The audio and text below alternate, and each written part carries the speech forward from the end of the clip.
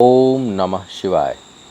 मैं हूं ज्योतिर्विद पंडित दीपक दुबे और उपस्थित हूं आपके साथ शनि देव के मार्गी होने के प्रभाव को लेकर। वैसे तो शनि देव के ऊपर वीडियो दे चुका हूं पहले ही। मकर राशि में जो प्रवेश का जो वीडियो है, मकर राशि में जब जाने पर जो प्रभाव हर राशि के ऊपर पड़ने वाला था, उस पर वीडियो दिया जा चुका है।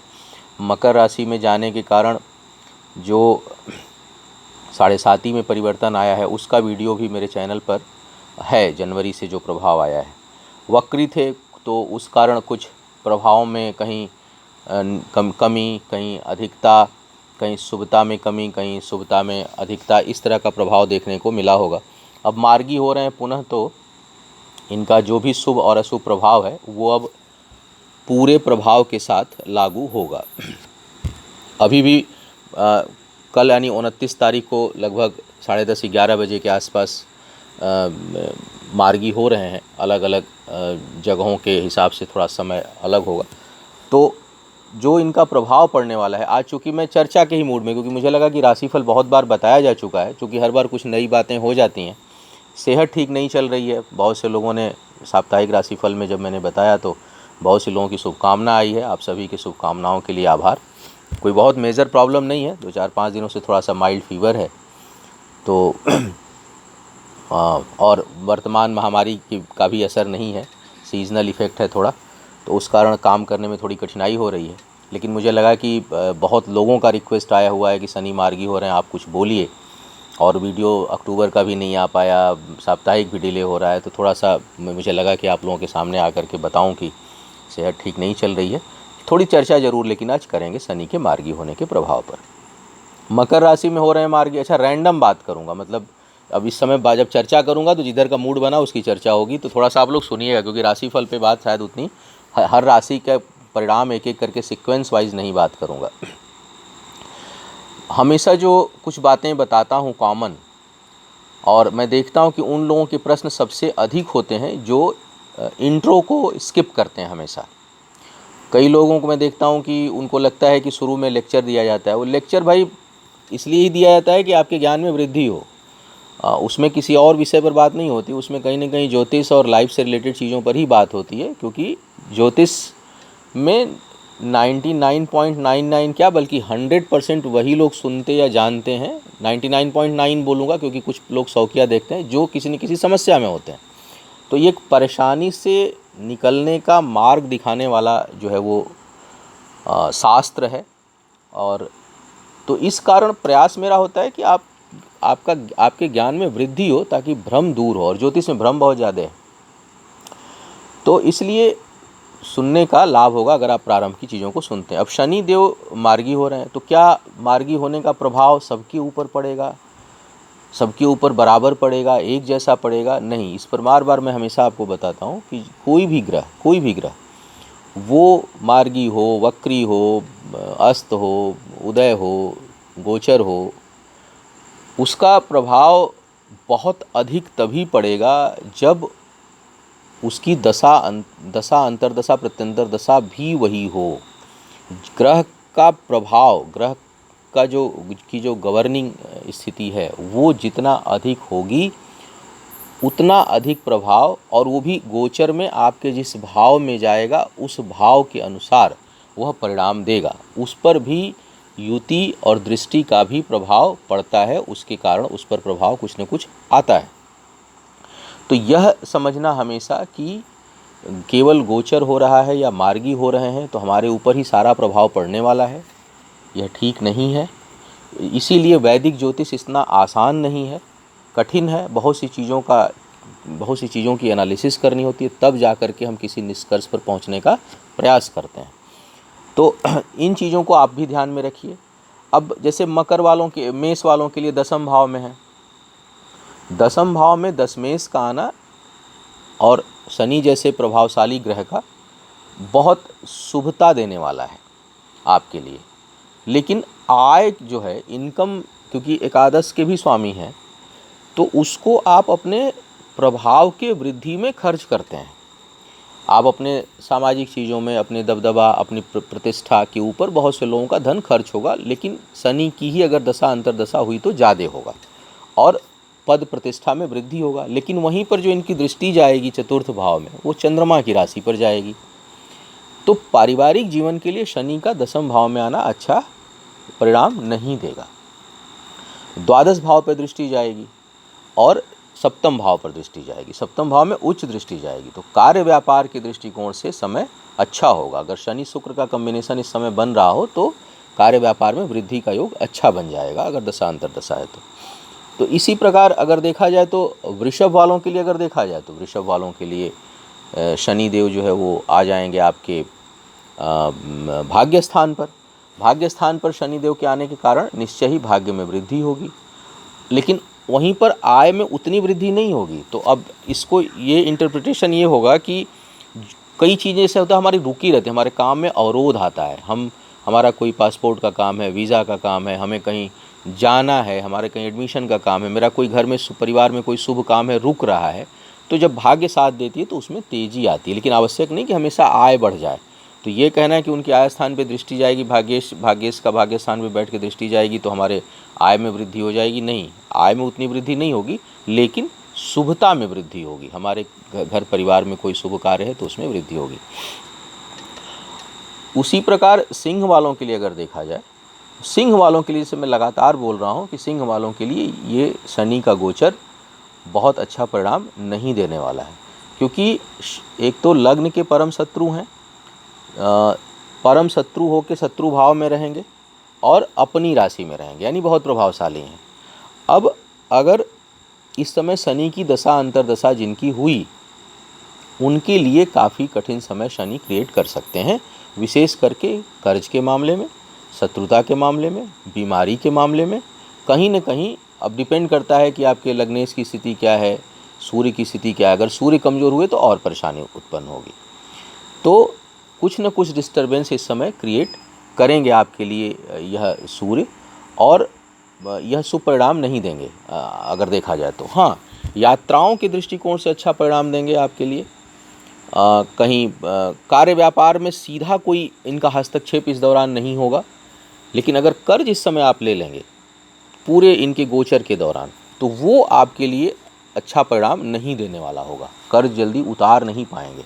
तो पहले भी मैंने बोला था कि भाई, और शत्रुता ना करें, क्योंकि शत्रुता अगर इस समय किसी से हुई और अगर वो मैटर कोर्ट कचहरी में गया तो आपके लिए काफ़ी कठिन समय प्रारंभ हो जाएगा।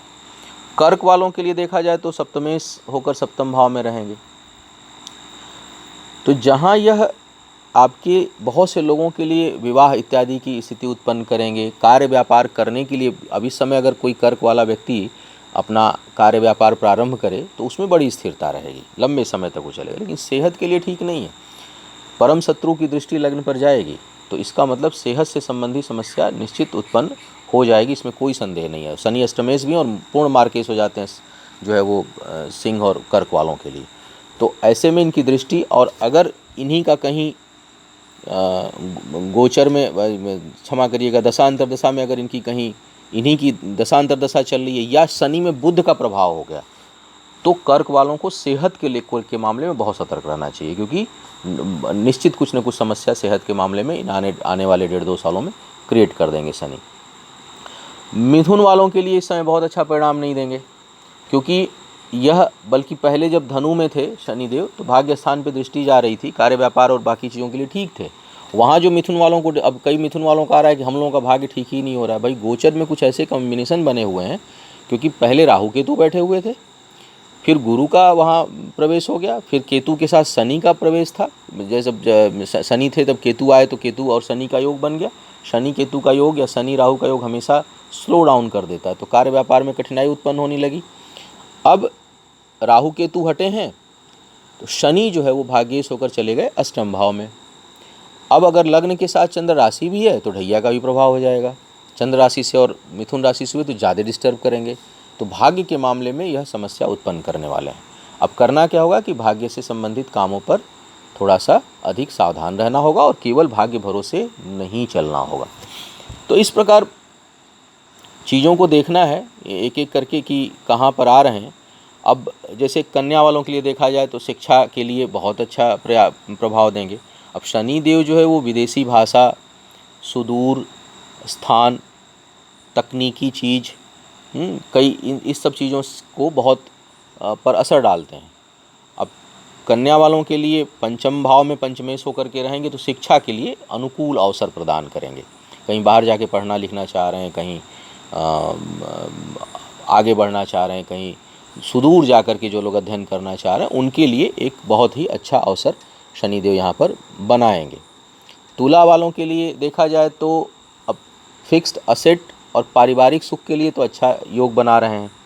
व्यक्तिगत जीवन यानी आपके पर्सनालिटी के लिए अच्छा योग बनाएंगे तुला वालों के लिए देखा जाए तो। लेकिन कार्यस्थल पर यह कुछ न कुछ आपके लिए कठिनाई उत्पन्न करेंगे।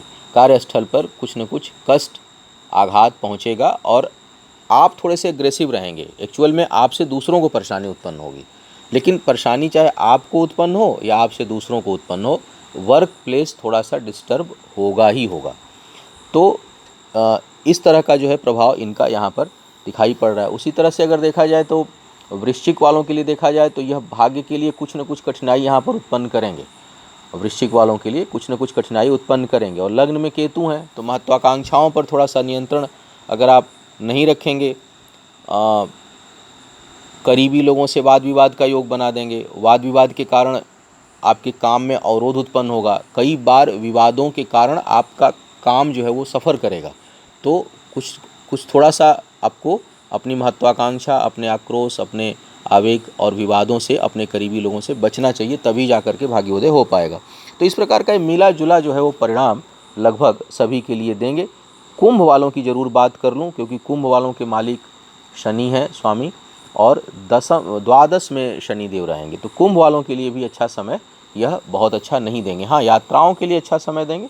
जो लोग विदेश यात्रा के लिए प्रयास कर रहे हैं उनके लिए मुझे लगता है कि सफलता मिलेगी, लेकिन परिश्रम का परिणाम अभी नहीं मिलेगा। यदि आप सोचें कि कई लोगों का होता है कि भाई अभी देश में हूँ, काम में डिस्टर्बेंस आ रहा है, उतना मुझे रिजल्ट नहीं आ रहा, कहीं बाहर चला जाऊँ तो आनंद आ जाएगा। लेकिन बाहर जाने के लिए तो अच्छा है, बाहर चले जाइए, लेकिन जब तक मकर में गोचर करेंगे शनिदेव तब तक आप ये मान के चलिए कि परिश्रम के अनुसार परिणाम नहीं प्राप्त होगा और न ही उतनी संतुष्टि आपको मिलेगी। हाँ, शत्रुओं के लिए जो है ये शनि आपके पक्ष में होंगे। कर्ज इत्यादि जो लोग लिए हैं उनको चुकाने का अच्छा अवसर प्रदान करेंगे। तो शुभ अशुभ परिणाम देंगे। तो सबसे ज़्यादा जो नकारात्मक परिणाम शनि के मकर में अभी वक्री थे तो अशुभत्व में थोड़ा और वृद्धि ही था, और मार्गी होंगे तो अशुभत्व में कुछ कमी आएगी। लेकिन जो नकारात्मक परिणाम शनि देव के गोचर का सबसे अधिक पड़ने की संभावना बनेगी, करीब करीब अप्रैल 2022 तक मकर में रहेंगे, थोड़े समय के लिए कुंभ में जाएंगे, फिर मकर में आएंगे और फाइनली जा कर के जनवरी 2023 में इनका गोचर कुंभ राशि में होने वाला है। तब तक जो है यह मकर को प्रभावित किए रहेंगे।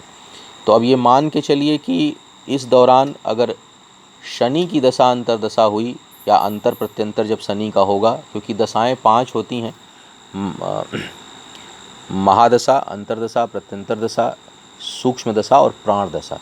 तो इसमें जितना ही अंतर प्रत्यंतर ज़्यादा डिस्टर्ब करती है, तो अगर अंतर भी है और प्रत्यंतर भी शनि देव की है तो यह मान के चलिए कि इस गोचर के दौरान सिंह वालों को, कर्क वालों को और मिथुन वालों को, इन 3 लग्न वालों के लिए थोड़ा अधिक नकारात्मक परिणाम शनिदेव दे सकते हैं या देंगे। इसके अलावा बाकी लग्नों के लिए, जैसे मेष के लिए, वृषभ के लिए, कन्या के लिए काफ़ी अच्छा परिणाम यह शनि देंगे। मिश्रित परिणाम बाकी लग्न वालों को देंगे। तो इस प्रकार इसको समझना है और जानना है। रहा सवाल शनि के उपचार का, तो शनि के उपचार के ऊपर मतलब अपनी समझ से मैंने एक अल्टीमेट वीडियो दिया हुआ मेरे चैनल पर है, और मुझे नहीं लगता कि शनि का उपचार अब उससे बाहर कोई बता सकता है या कर सकता है। अब टोटके उठ के कोई बताए तो मैं नहीं उस पर जाता, क्योंकि मैं उतना ज़्यादा टोने टोटके में विश्वास नहीं करता हूँ।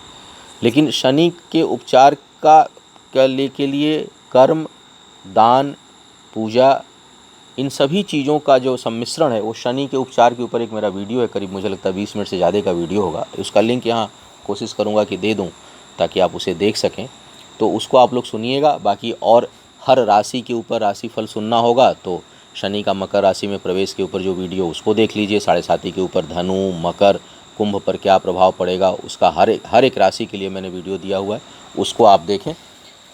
चर्चा का प्रयास था, आप लोगों के सामने आने का प्रयास था कि थोड़ा चर्चा कर लूँ और आप लोगों को बता दूँ कि भाई थोड़ा सा आप लोगों की शुभकामनाओं के लिए आभार, और जल्दी ठीक होऊंगा तो और चीज़ों पे चर्चा करूँगा। शनिदेव की कृपा हो, जिनके लिए अशुभ मिलने की संभावना हो वो भी अशुभ ना मिले, उसमें शुभता है, ऐसी भगवान से उसे प्रार्थना। आप सभी का आने वाला समय शुभ हो, आयु आरोग्य और ऐश्वर्य की वृद्धि हो। इन्हीं शुभकामनाओं के साथ आपसे विदा लूँगा। पुनः मुलाकात होगी किसी नए विषय पर, तब तक के लिए मुझे आज्ञा दीजिए। ओम नमः शिवाय।